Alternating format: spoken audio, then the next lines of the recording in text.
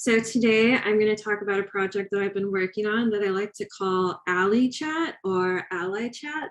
It is essentially designing a virtual reality application to support individuals with intellectual disabilities. So just briefly, I would like to give some background about some, capabilities about virtual reality. So in general, that can be used to transform and improve individuals' work, learning, and interactions. Obviously, there's various capabilities and abilities that VR provides to users by allowing them to interact with 3D virtual representations, experience different virtual environments, and visualize abstract concepts, among other capabilities. But within all of this, there are some limitations that kind of occlude or preclude certain users, specifically users with disabilities, from accessing these kinds of technologies and also being able to use them.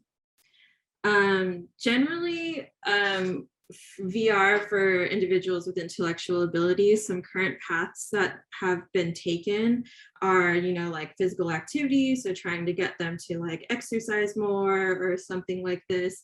They teach them letter and number literacy, preparation for court testimony, and different learning routes. However, there are still some needs within these realms of VR applications for these individuals. For example, these applications don't really take into account the different levels of disabilities. It's not like you have this one disability and that's it. There's different variations and levels within these disabilities. So those need to be considered when designing for these individuals, as well as the skill transfer that these applications are teaching. So like, is it just that these skills transfer in vivo, like in the situation that they're in currently, or is it able to be transferred into their daily lives after they've had an interaction with the application that they are using? So current support for these individuals with job interviews, in general, people mainly use, obviously, in-person practice is one of the better ways for any individual to practice job interviews. But they also use desktop interactions. So basically just like using a laptop on some website where they have a virtual character that they kind of talk to through the laptop. And also specifically for virtual reality applications that have investigated supporting these individuals with job interviews, it's only looked at kind of like psychiatric disabilities. And although like the results are pretty positive, they improved, their job interview role play performance and confidence, and had overall positive experiences when interacting with VR. Having, obviously having some kind of psychiatric disability and an intellectual disability are totally two different things. So that is something that I'm looking to kind of explore more into, which brings me to the purpose of this project, which is to, one, design some kind of trustworthy and familiar virtual character for verbal interaction for users, and also create an application or develop some kind of system that supports individuals with intellectual disabilities, specifically for job preparation. So in order to kind of dive into this, one of the first steps that I took was to kind of first get users' perceptions of virtual characters. So in order to do that, me and also some faculty advisors like Dr. So helped me design a survey to collect general kind of perceptions of virtual characters, where we're interested in the perceptions of body type. As you can see here, there's full body, half body, and torso bodied avatars, as well as the style of different avatars. So we looked at stylized, realistic, and non-human avatars. In order to develop this survey, me and another one of our lab mates who's not unfortunately, she graduated, but she's not here with us anymore. But we basically went through various virtual reality applications as you can see here, and we collected images from those applications. And our process in doing that was to select the gender, if the gender was applicable, or non-gender, select some kind of business casual clothing. If there was no business casual clothing option, we just selected whatever pre-made clothing was given.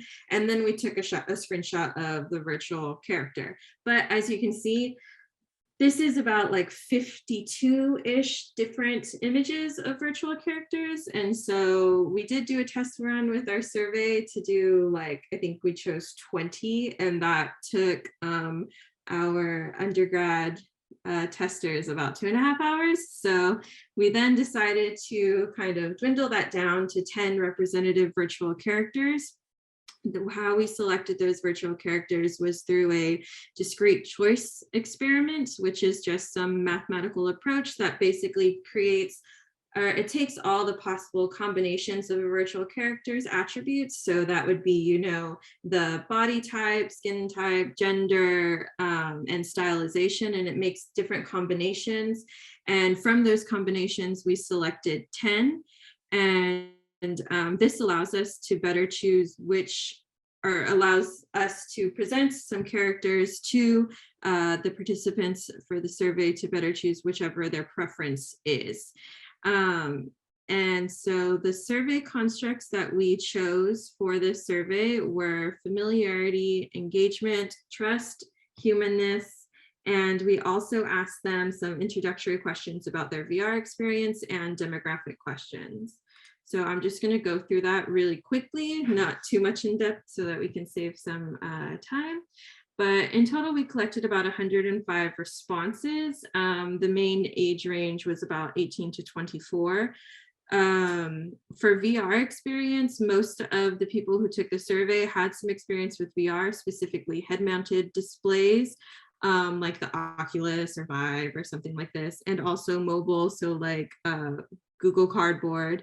About 40% of them had experienced virtual characters in VR, specifically like a stylistic style, kind of like think like Pixar-y looking things, and also mainly for gaming applications.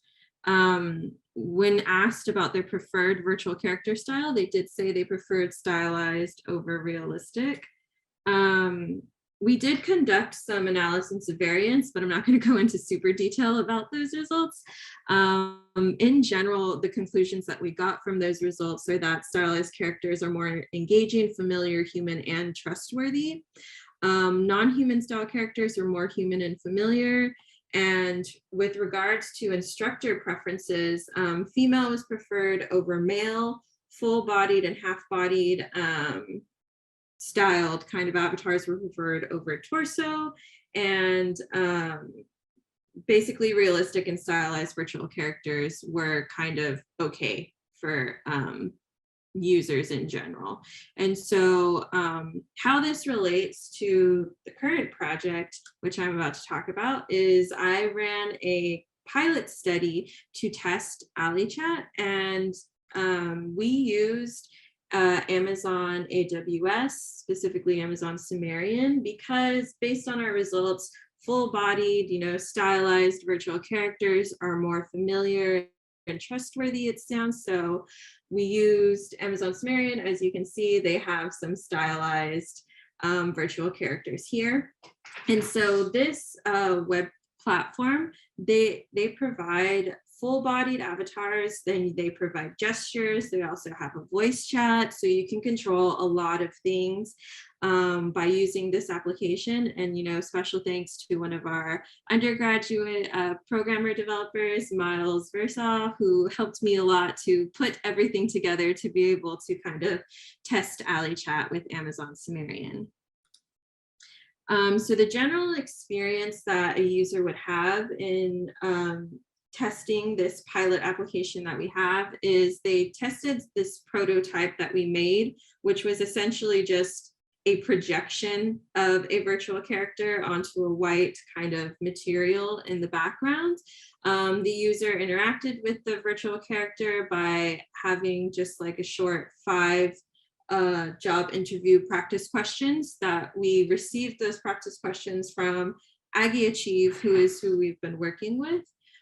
So in all, it was kind of about like 10 to 15-minute experience for these users. I recruited some individuals from Aggie Achieve. This is just like an image of the achievers that are students in the program. So the users were able to interact with the virtual character for as long as they wanted. It kind of just went on a loop based on like triggered responses by the user. And then at the end, I just conducted a very short interview asking them about their experience. So these are some images of the users that we had. As you can see, it was just prototyping, testing the virtual character and the interaction that these individuals would have with that virtual character. Based on their responses, they said that they felt that the character was familiar and it was what they kind of expected an interviewer to be like. However, the verbal interaction wasn't really smooth. I don't know if y'all have ever, obviously like Siri is a little better now, but you know how sometimes you can tell her something and she doesn't really pick it up and she asks you to repeat and stuff like that. So we had those similar issues in this prototype. The users mentioned that they wanted to have some more kind of difficult questions asked. The questions asked to them were more like, what's your name? What's your age? Have you had a previous job? What was that job like? They would have liked some more questions about like their capabilities in the job and stuff like that. And they also would have liked to have some more feedback from the virtual character. So some future directions that we are currently taking with this project is to improve the virtual communication by incorporating conversational AI. So I've been working with a group of really great AI developers. And so my works with them is to design like pre-design some conversations based on different interviewer temperaments with discussions with Dr. Saw in our IAC meetings.